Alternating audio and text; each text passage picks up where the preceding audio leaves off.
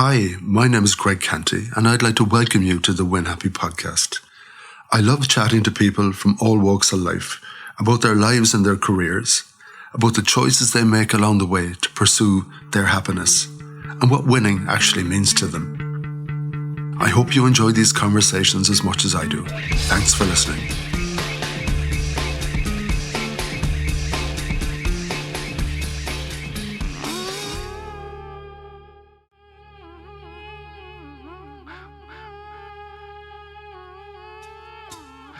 On today's podcast, I chat once again with Paul Kearns, urban planner, author and journalist, who's been living in Tel Aviv with his young family for the last 8 years. Paul has been bringing us the truth from within Israel throughout the war in Gaza, including the story of censorship by the media there, and the presentation of the genocide in a very sanitised way to the people of Israel. In bravely doing so, Paul has in many cases alienated himself from friends and family, but his honesty has been much appreciated and his writing has been very welcomed by Irish media. He is now increasingly concerned by some political rhetoric and what he is hearing from the Jewish community in Ireland. He believes that the horrors we have witnessed in Gaza has resulted in visceral antisemitism, which could be a real threat to this community and his own family should he ever decide to visit or even return to Ireland to live. When he wrote about this topic, the media outlets who were happy to take his earlier articles did not want to know. We spoke about this version of censorship, anti-Semitism, Holocaust deniers, conspiracy theories, and how a country can start to rebuild its reputation, which is in tatters. Let's hear from Paul.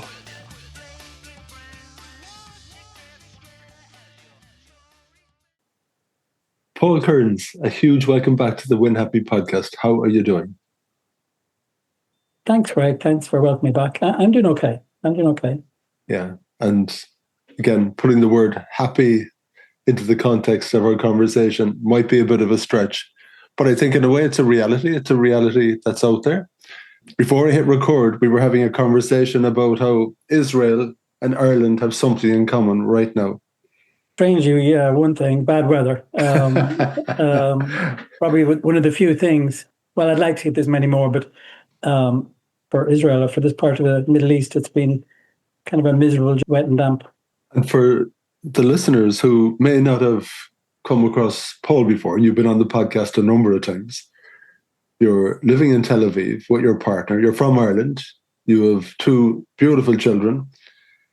You've been a welcome guest on the podcast for a good number of years, everything going back to COVID conversations about some work you were doing when you were in Ireland and urban planning and everything else, and opinions you had about both sides of Dublin and what was that Warren Buffett thing? You see what everyone was wearing when the tide goes out.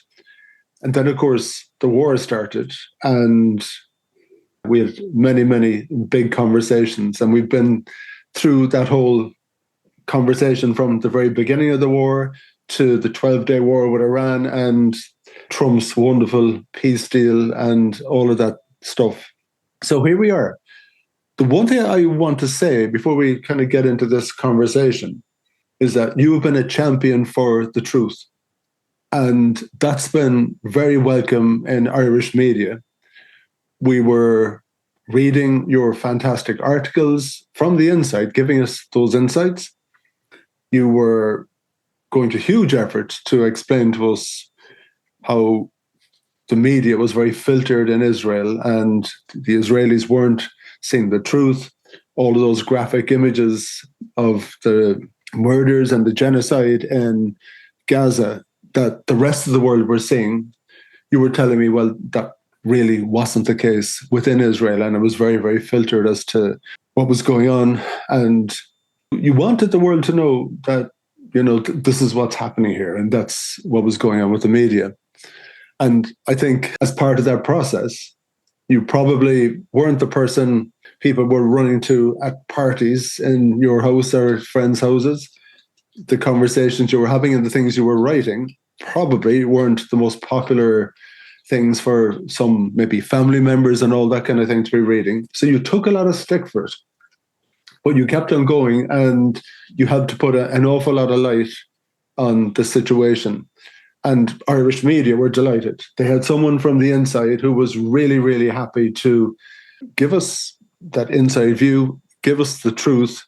And we were delighted. We were delighted with that perspective, and we were delighted to hear about, how terrible Israeli media were filtering and censoring and all that kind of business. But here we are. And you want to continue telling the truth. And I know you're very pissed off at the moment and very, very angry. And we need to play, and let's get into it. Well, I appreciate those words about telling the truth or reporting on the horror of what has happened, in Gaza, and my insights on that from Tel Aviv and my criticism of the journalism. Just before we get into the bigger picture, I think I keep coming back because of your capacity to listen and your lilting voice. And it's therapy for me also. But probably most importantly, it's a record, because we can forget, and we can forget very easily, especially the emotion at the time of how we're feeling or how we understand what's happening around us. So it's a record, I guess, for anybody, but primarily for my kids who are very young. And I don't talk, I can't talk understandably about the war and everything that's happening or happening around them in a way, because they're kids. So this is a record for them. Yeah, well, angry and pissed off, maybe that subsided a little bit. Maybe a little bit surprised. And, for your listeners, I think what we're going to get into a bit is, as you said, and I appreciate your words, I've been writing about the horror unleashed on Gaza by the Israeli government while living in Tel Aviv, and being very critical of those around me, including, I have to say, a few times I've written articles about my in-laws, and they have read some of the articles. They've heard, I know at least one has heard the podcast we've done in the past. So, those were tough things to write, but I was just reflecting what I thought was a reality around me. And then, following the ceasefire and, in theory, the end of the war, even though hundreds of Palestinians have been killed since October, I start reflecting on, maybe after 2 years, the impact of my writing. So I wrote one article that hinted or suggested that I may have unwittingly demonized Israelis by writing the things I had written. I don't take any words, obviously, back about what I had written, but that unintentionally, perhaps, I was feeding an appetite in Ireland for stories that painted or always painted Israelis in a negative light. And, I weave through various examples of how Israelis have been demonized in Ireland in the story. And that article went up, and within maybe 6 or 8 hours, it was removed, which is the first time that has ever happened to me. And I was asked by the newspaper not to comment because News Talk apparently found the article and wanted us to talk about it. So I didn't, out of maybe loyalty. I didn't. A little bit of me regrets that, because the motivation as to why it was spiked it remains unclear to me, even though I got an email about it. And it was hinted to me that perhaps I was putting myself and the newspaper at risk by suggesting that we collectively had some responsibility in demonizing Israel. I had actually received some very negative comments over the 2 years from Israelis living in Ireland that I had actually done that, but that wasn't the motivation for the article. It was just the end of the war. And then, I let that pass, and then I wrote an article about antisemitism. I spoke to the Chief Rabbi of Ireland, and again, that wasn't printed. So I felt there was a pattern emerging very quickly, that stories where I was reflecting the spotlight, if you could say, back to Ireland on issues that might have been uncomfortable for Irish people were simply not being printed. And the newspapers that I have been writing for 2 years, I haven't been published since. And I have had how shall I say, I suppose I'm thankful that I've been printed elsewhere in the Irish media, and also in the UK media, and in the left-wing Arats in Israel. So those stories about anti-Semitism in Ireland and what I described as a kind of a visceral anti-Israeli hatred, they were difficult to write, but I stand by them, and it's a big subject. Yeah. In a way, the one of the topics that you were writing about was censorship with media in Israel. And ironically, that's exactly what's happened with Irish media, whereby we were delighted to hear from this guy who was in the eye of the storm in Tel Aviv with all of this knowledge and perspective. But we don't really want to hear the part two of that or the sequel to it because we don't like that part. And you're not talking salacious red top media where it's all clickbait and everything else. We're talking mainstream media. And you would like to think that there's an obligation to give people different sides of the story and all that kind of thing. And in your case, we were delighted to get Paul's version of the story at a moment in time when the story was bending in a particular way. But no, and I love what you're saying, it's a record of time. And it does show you the story and the steps along the way in terms of what the story looks like and what people hold on to. But there's so many nuances around all of that it's really important that we understand them and we write about them and we talk about them. That's just as important. So in a way, there is a degree of censorship going on because maybe we think our readers mightn't like to hear that. A complex and difficult subject. And, there is a view perhaps in Ireland, and I have communicated perhaps a view that the Israeli TV stations for sure did not show the reality of the horror of what happened in Gaza. But having said that, Haaretz, which is the main paper of record of Israel and is left-leaning, was visceral in its criticism of the government, and it was very honest in its portrayal for 2 years of what had happened in Gaza. And was, because it's Israeli and because they have access to soldiers, etc., and language, some of their reporting uncovered war crimes that, no other media outlet could do or have done. So in an ironic way, the diversity and the complexity of media here diversity of viewpoints, whether you like them or not, seems to be broader than in Ireland. And I kind of got the sense that there's a naive among many Irish people that they live in a very filtered world where there's a collective media elite view of certain views, and nothing is allowed to filter to challenge those. Why or how that has happened is interesting, and the particular subjects of how and why it has happened is interesting. On the subject of immigration, it has definitely happened, and only in the recent couple of months there's been more, say, diverse views about the challenges and realities, positive and negative, of immigration that have kind of filtered through. But the cut to the chase, on antisemitism, I wrote an article for the Sunday Independent, and I interviewed the chief rabbi and representative of the Jewish community in Dublin.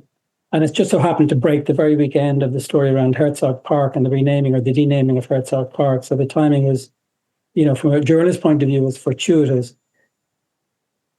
But that article was rejected by one newspaper that I had been writing for a while for, I felt, odd reasons. And maybe the Sunday Independent has a more polemical style, maybe a more diverse view. And it got a lot of attention, so I was on the radio.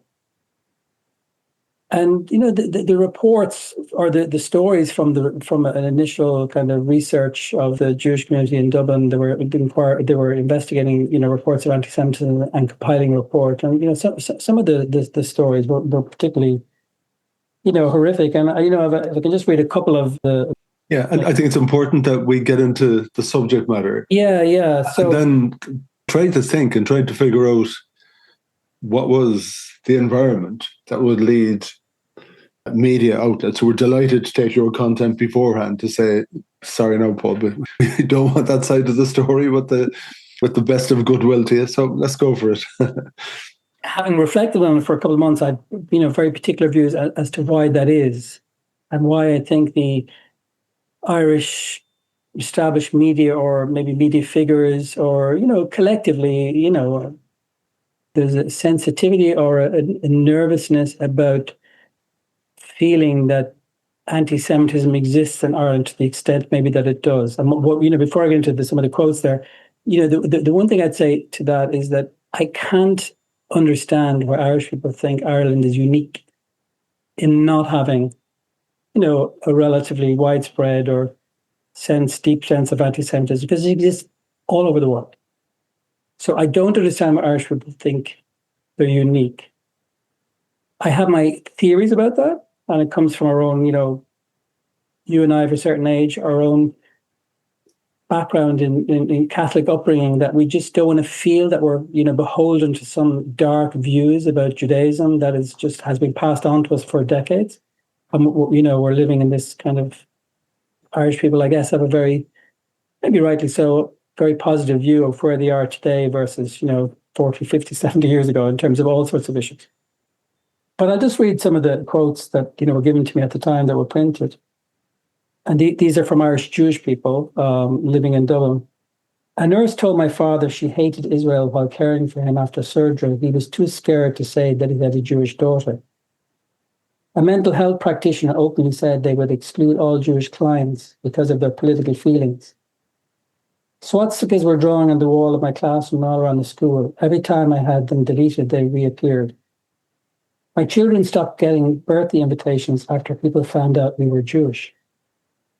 A teacher told me I should be careful wearing my Magan David, starts the Star of David, because I don't want to give people the wrong impression. These went on and on and on. And the report, I think, will be coming out this year. They're disturbing. And I think it's important we acknowledge it, first of all. And, there's so many sort of side subjects here that I'm sure listeners will be thinking about. And one way I want to address quickly is criticism of Israel is not the same as anti-Semitism. Two things can be true at once. You can have, or can be fiercely critical of the state of Israel and its actions in Gaza, as I have done for 2 years living in Tel Aviv, and you don't have to, display or have a sense of anti-Semitism that is, as demonstrated in those quotes. And too often the Israeli state, uses accusations of anti-Semitism to deflect from the horror of what is happening in Gaza. But as I said, two things can be true at once. I think in Ireland, a lot of this comes from, and this might sound, there's no way of getting around this, but it might sound a little bit patronizing. I think the grasp or understanding of what anti-Semitism is very weak. It's very poor. People think it's something in your face that's obvious, as very recent report of the Irish media following Micheál Martin's the Taoiseach speech at the Jewish Holocaust commemorations in Dublin, when there was an acknowledgement, he made an acknowledgement of some study that 10% of Irish people thought the Holocaust was a myth. Now, that type of recognition of kind of anti-Semitism, I feel, is very comfortable for people because it's kind of frankly bizarre and odd, and it separates themselves from the oddities of stories like that. But in truth, where anti-Semitism and anti-Israeliness conflate or can be hard to decipher, can be very tricky. And again, I have to say things that are uncomfortable for people to listen to.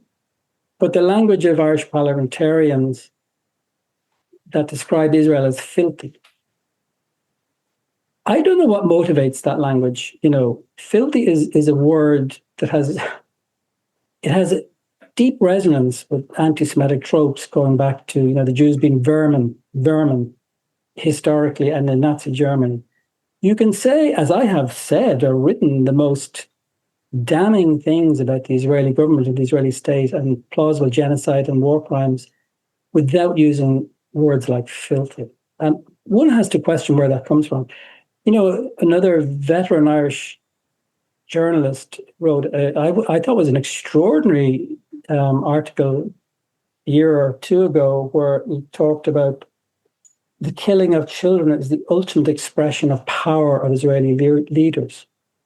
I was quite stunned by that article in the sense that journalist, who's a doyen of the liberal middle class intelligentsia of Ireland, did not grasp that the killing of goyim children, for matzah bread, is one of the oldest anti-Semitic tropes for the last 2,000 years. And that you can describe, as I have done, the horror of the deaths of 20,000 Palestinian children, the indifference of too many Israelis, so we all saw it, for 2 years on our screens. You can describe that in the most graphic language without going to places that I just don't understand what the motivation is why you're going there. And it appears again and again and again. And one other small example is that one of the representatives of the Jewish community in Dublin, he told me for the article in the Sunday Independent, a senior minister, I won't mention the minister, a senior minister said to him, so when is your ambassador coming back? The Israeli ambassador Israel had recalled its ambassador and was closing its embassy. When is your ambassador coming back? This guy is in his 70s and he was born in Dublin. The Israeli ambassador is not his ambassador. The Irish ambassador in Tel Aviv is his ambassador to Israel. And, that minister hadn't the cop on to think, again, he was invoking a classic anti-Semitic trope of Jew loyalty. And so they appear again and again and again. And I was just questioning it, and I wanted to write about it. And it did sadden me a little bit that I was forced to write an article about some of the most serious aspects of these stories in the Telegraph. I'm not a Telegraph reader. I've never been a Telegraph reader. I'm a Guardian reader. And the Telegraph has its own agenda when it comes to Ireland, let's face it. The fact that I had to have the Telegraph to print some of these stories rather than the mainstream Irish media after 2 years reporting, as you say, about the horror of Gaza, disturbed me. I wonder, Paul, if we back up a little bit and think about where we are with communications and how all of this is being delivered to us. But like yourself with the journalism, we work in the middle of all of that. And I'm absolutely convinced that it's fight or flight. We're trying to process information. In many cases, we don't have the time to delve deeply into whatever the topic is. We were talking about power wash in the garden and which power wash you want, or something incredibly serious. We need simplicity and conclusions and left or right signals to function in the world. And well, it's become that way. And because we need to move through the world very quickly. And yes, right. And we've gone that way. And of course, social media and everything else filters us anyway. I was chatting to Dee, my other half, we were talking about TikTok. And she was doing research on a particular thing she's working on for a client and looking at some of that content and liking a few pages.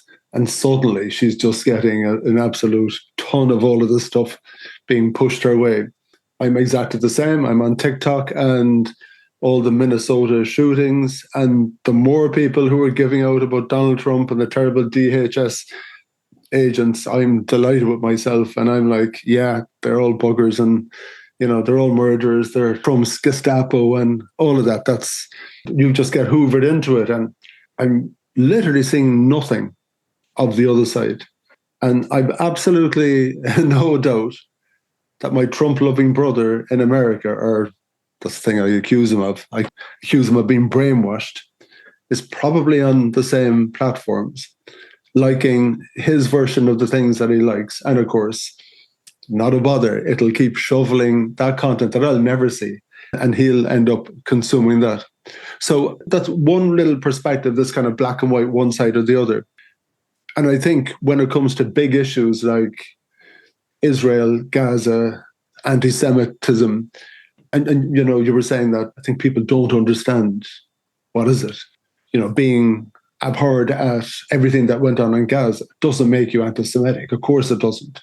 But a lot of the rhetoric at that time, in particular, if I'm consuming some of my media from the US, for example, remember all the college protests and everything. Anyone who was happy to protest on college campus against the genocide, they were labeled as being anti-Semitic. So sometimes I think it was very convenient from people on the other side to grab that term and use it in a way that it shouldn't be, which absolutely doubles down on the confusion about the term in the first place. So I'm not surprised at all that people are confused by it, because I think agendas and power and politics and all that kind of stuff have just compounded all of that. the things that you're saying about the research that you've gathered from the Jewish community you're connected to that are living in Ireland, that's really, really disturbing. Absolutely awful and disturbing. In my simple life with the people I interact, I come across none of it, absolutely none of it. I've never heard, and honest to goodness, it was funny actually, I was coming back from town, I decided to take Dee, my other half, on a little trek around the streets where I used to live years and years ago, and I had my newspaper around, and I pointed out one house. I said, oh yeah, there was a Jewish family there, the Cohens, who were one of my newspaper customers. I think, in all honesty, I think they were the only Jewish people in my whole life that I know. Yeah, so I haven't picked up on that negativity. In all honesty, I think the whole conversation about Gaza and everything has disappeared from here. I'm seeing a tiny, tiny amount on media. Just before we came on the call, I did see a piece about Netanyahu, who vows to disarm Hamas before there's any reconstruction in Gaza. We also, of course, hear a little bit about the peace board and Putin and everyone has to chip in $1 billion. You think that's another grift. And Putin, him putting his arms around it, there's even more evil around the table than what there was before. And Netanyahu's stuck in the middle of it. So if anything, it's just compounding that horrible story that we have in our heads about what was going on there. Your part about the Holocaust deniers, definitely, that's been a media piece over the last while. And everyone that we talk about saying, Christ almighty, how stupid have people become? That was kind of part of the whole QAnon stuff that started bubbling out of America during COVID in particular. And I met a neighbour in West Cork who owned a property up the road from us and was never there. Last summer, 12 months, they knocked on the door and could you give me some flour and cooking some fish? So, oh my God, our neighbour, come on in, say hello, give us your story. Lovely, lovely man, and the gin and tonics were flowing. And quickly we got to all the conspiracy stuff. His 95-year-old father died because of a COVID jab, and Obama was gay. They weren't their children. Michelle was a man, and he knows who controls the whole world. And the Holocaust. Throw all of that shite into that big conspiracy theory horseshit, and you kind of end up there. There's a lot of ignorance about all of that, and God almighty, it's so long ago. And I think part of the whole trouble we're seeing in America and all this hardcore far-right stuff, anyone who remembered the Holocaust and the terrible things in World War II would never make those mistakes again. But as all of that goes into the past, it's easy not to process the dangers of all of that. I've gone on a right wander, but I'm trying to say to you in some respects, a lot of that is just blissful ignorance. A lot of the confusion has been fueled quite understandably by people with agendas, and we need to start talking about them and clarifying all of that.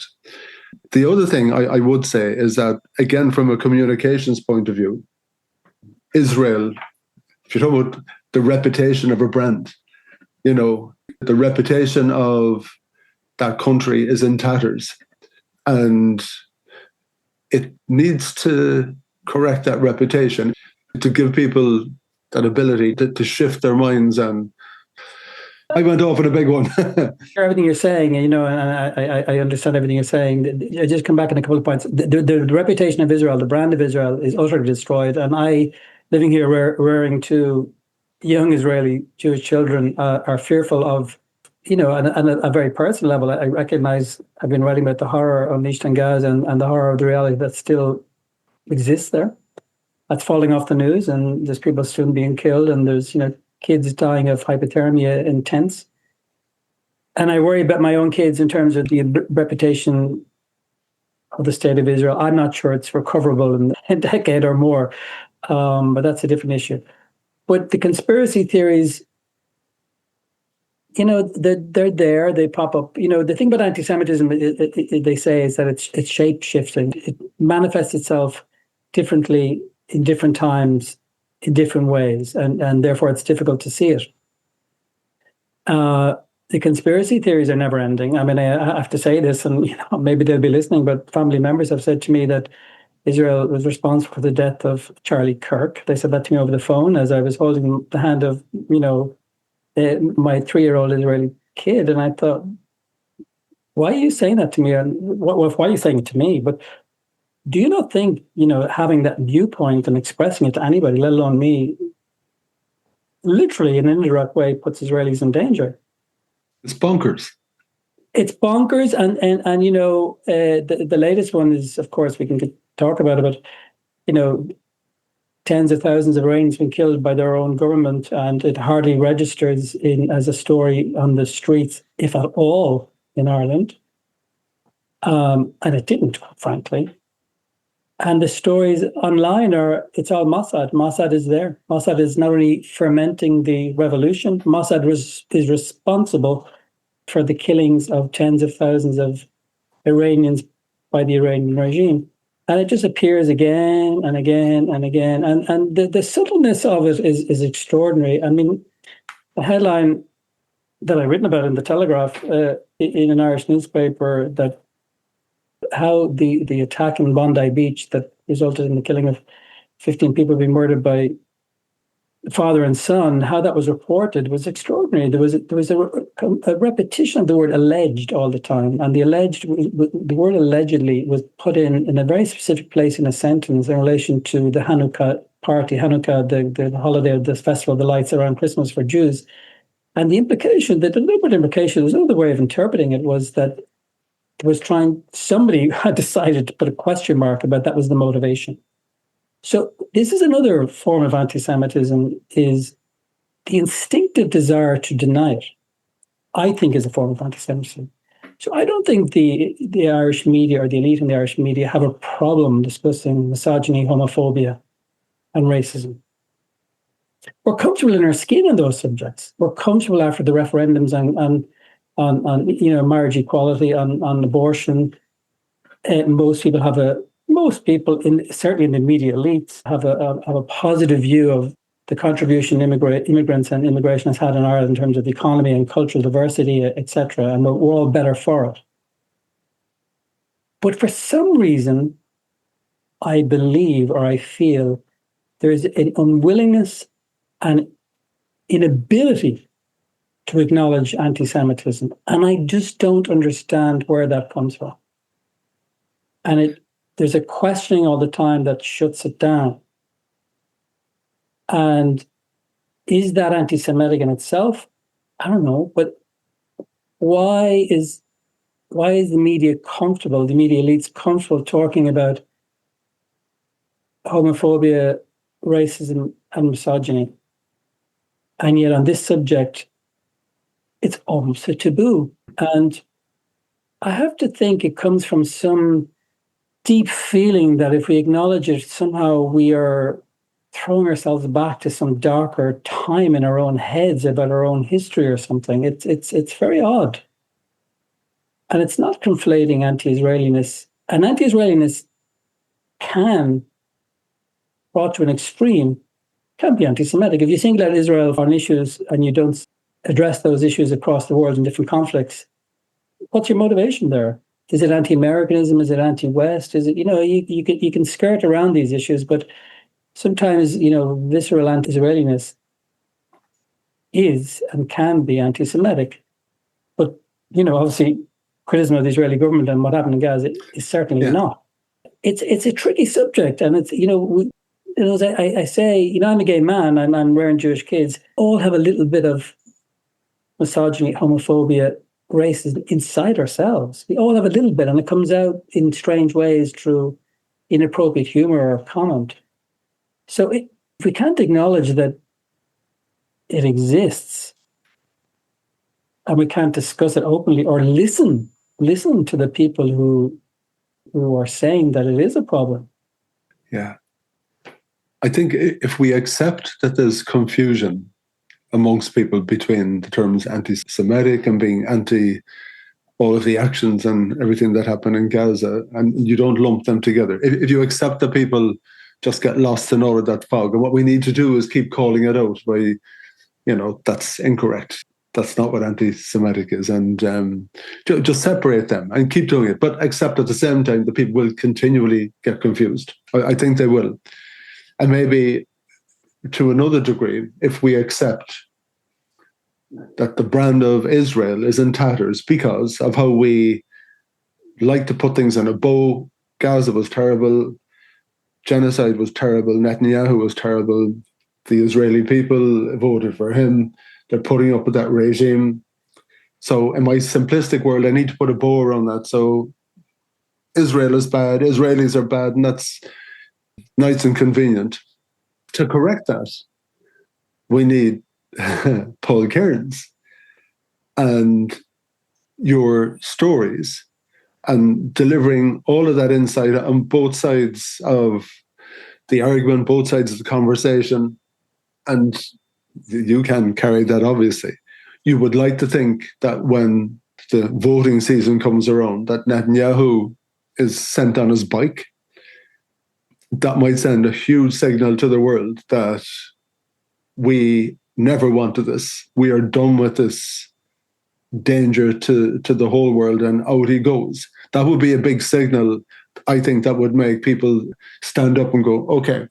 In the same way, I don't know if it's a good comparison or a bad comparison. I'd say the world has got anti-American because of Trump. I went to a gig last night. There were two lads from Boston playing in the White Horse Winter Music Festival. Two guys, and one of them said, by the way, America, but just to let you all know, I'm not for who you know.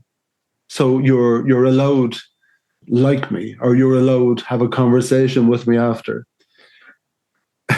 Down in West Cork, where I'm spending an awful lot of time, you obviously get a lot of tourists. And the talk around is, oh my God, the American accent's in the corner. Let's avoid them.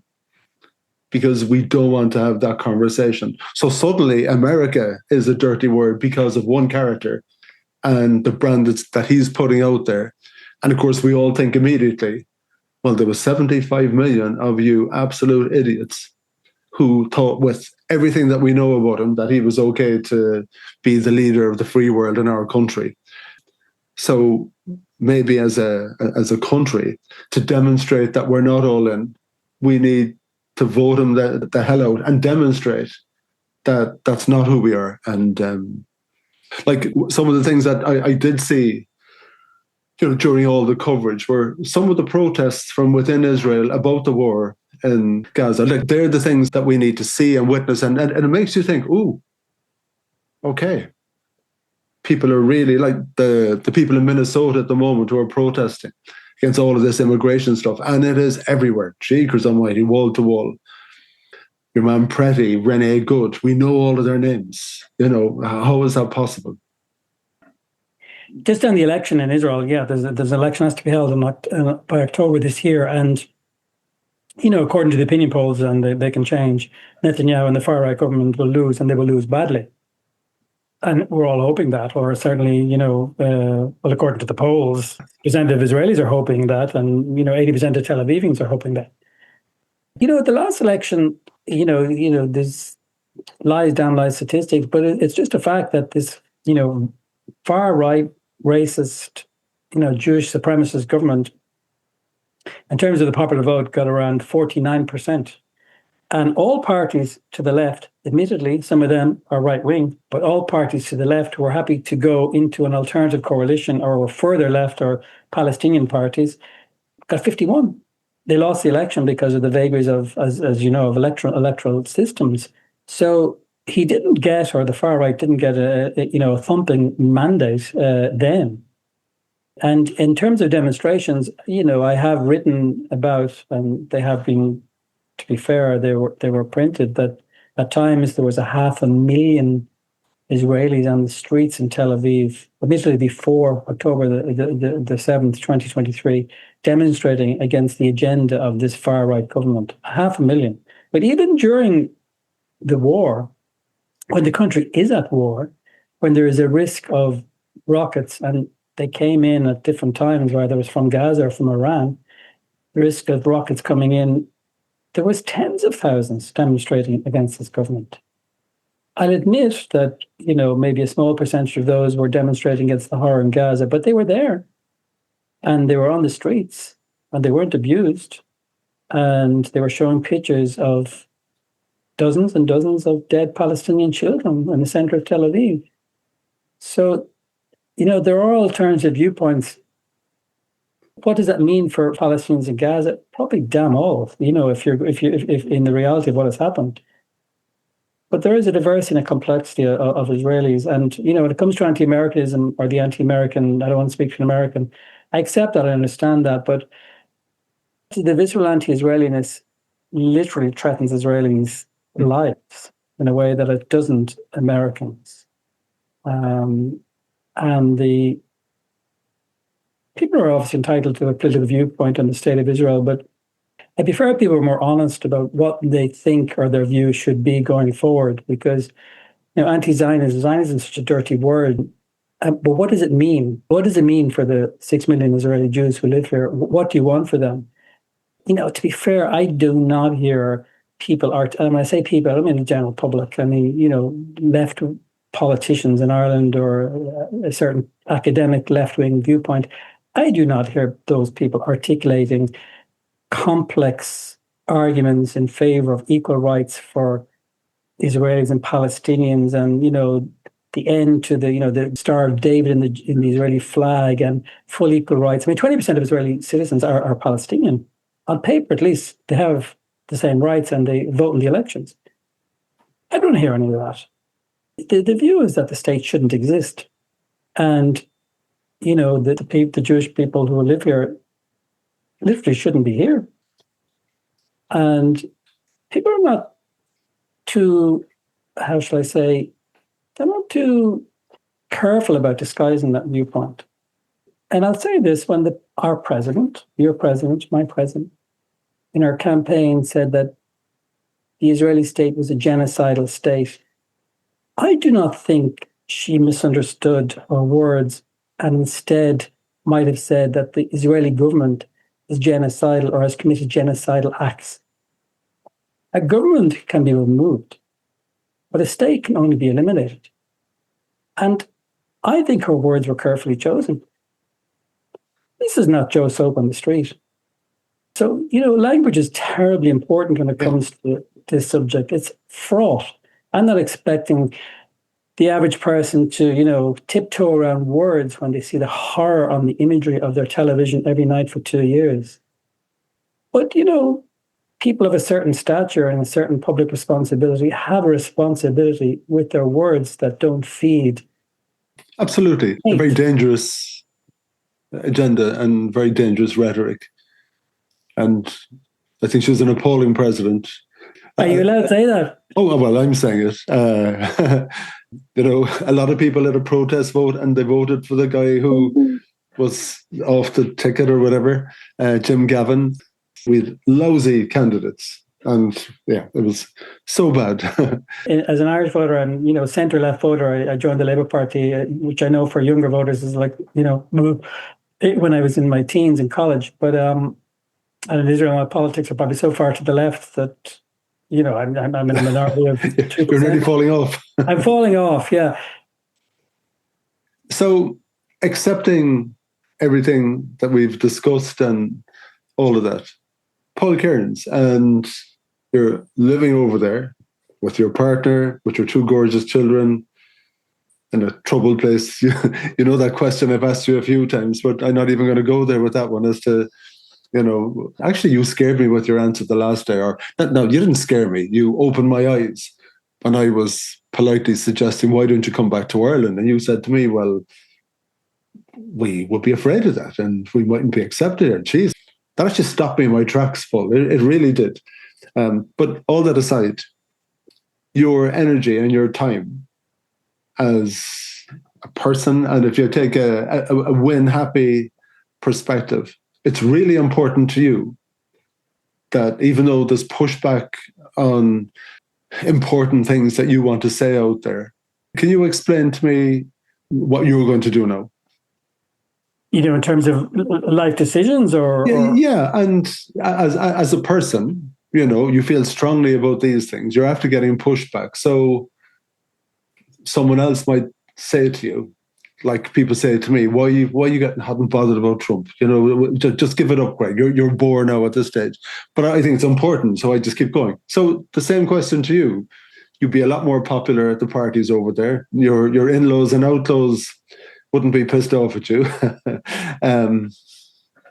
It's a good question. And there's a few answers, and I'll give you a few. One of the probably more unexpected answers is, I'm of a certain age, and I've had a career in urban planning, and a career might be too big of a word, but a certain time in journalism. And so I don't have the fear, or maybe the ambition, maybe that's not the right word, but of just calling it as it is. I'm not 25 or 34 trying to work my way up the greasy pole in any profession. So I can say stuff, and whether the newspaper doesn't want to print me anymore, so be it. I'm just telling, what I see to be an important truth at a time. The fact that I have children, the fact that they're Israeli Jewish children, and that I'm Irish born and Irish reared, etc., is a huge factor in, my desire to communicate a story maybe that people don't fully understand or see the perspective of that particular person living in Tel Aviv. And as I said at the beginning, my kids are very young. I became a dad late. Think about, when can I have these conversations about genocide? When, and it's very soon, we have a 9-year-old, we have conversations about the Holocaust. So this is a record for them. It's a legacy, because their lives will not be easy. I'm not being pessimistic, but their lives will not be easy as Jewish Israeli kids. And so for them to understand what their dad was thinking during this time as they learn about history, I think is terribly important. And it's something that I'm giving to them, but it's something I need to say. And I'm very conscious for the 9-year-old, they learn about the Holocaust in school a bit later, but, this is not the 1980s. I was asking my husband, well, when did you know about the Holocaust? When did you can hide that in the 1980s. You can't hide it now because of the internet and social media. So they learn stuff earlier about everything that is very tricky. And this is ahead of me. So I'm trying to ensure that I have, I'm telling them a record, or I'm giving a record of a particular moment of time. And I no doubt all of us in life, time moves on. We do not have the same memory of what was happening to us. And we reconstruct memories that maybe favor us, maybe don't favor us, maybe they feel us guilty, maybe make us feel good. And so now is a way to tell the story. In terms of the 9-year-old, she pops up a lot, God love her, in stories, because I think her, looking at the world through her view as a young Israeli child is interesting. I just asked her the other day, I was obsessed by geography as a kid. So I said to her, how many majority Jewish countries do you think there is in the world? And being the geography obsessed person I am, she kind of knew there was 200 countries. So she said, out of 200, she says, I'd say 24. And, at some level, 24 was a great guess. It's 12%, which is small. And, it's kind of informed in some sense. She knows something, I think Jewish is a minority religion, blah, blah, blah. She traveled a lot. She's been in many countries. And I said, there's only one. And she looked at me and says, what? One? And, your heart sinks. And at the same time, you're in fits of giggles in your own mind. And you're just thinking, what is ahead of her in terms of her understanding of the world? And it's very soon.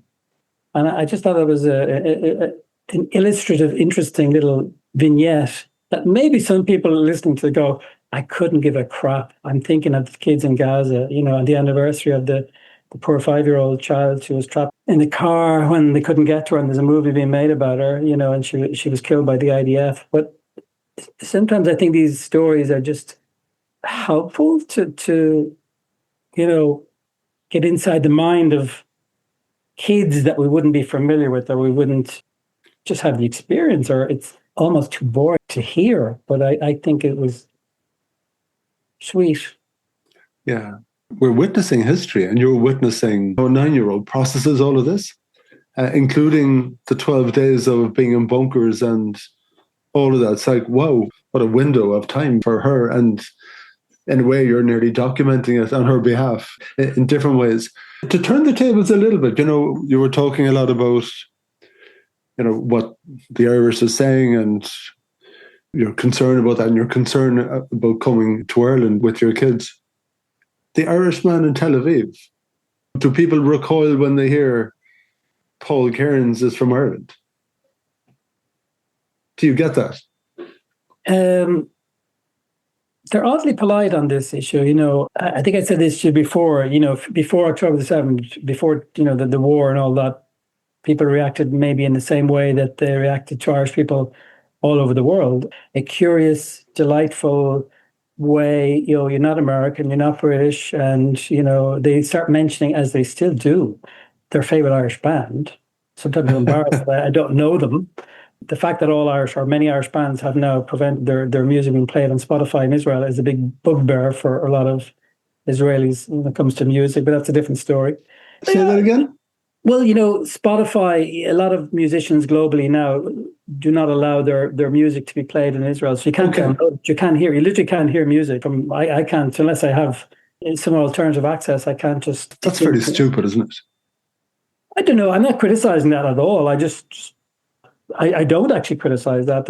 I would argue there's a role for, cultural boycotts. And it would be good if people were able to hear Sunday Bloody Sunday.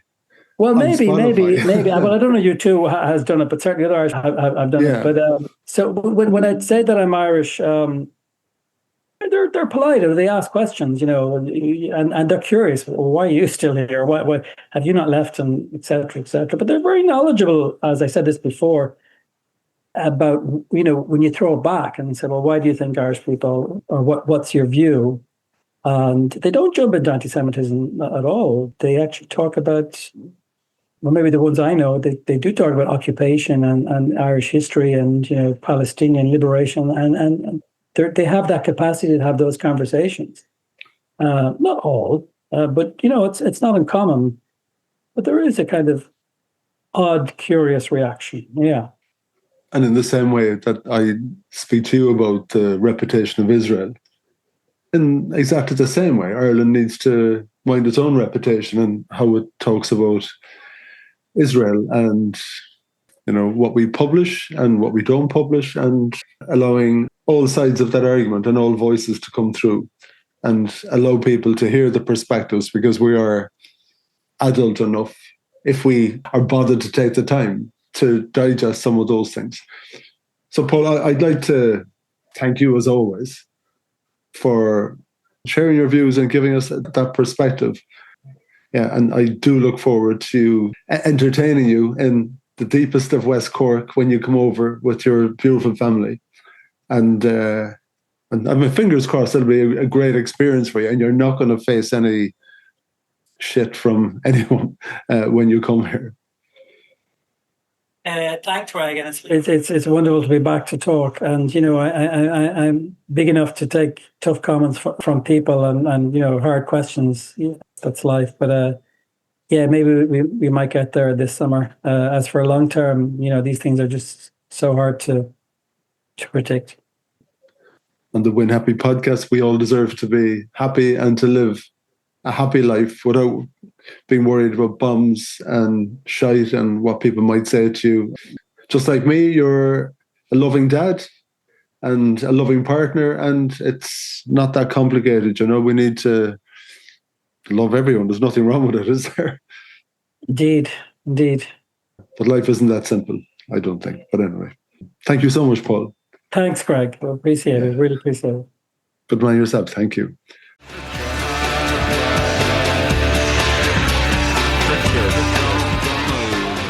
Thank you for listening to the Win Happy podcast, which has been brought to you by Fusion Communications. If you'd like to get in touch, feel free to send me an email at greg@fusion.ie. So until next time, take it easy.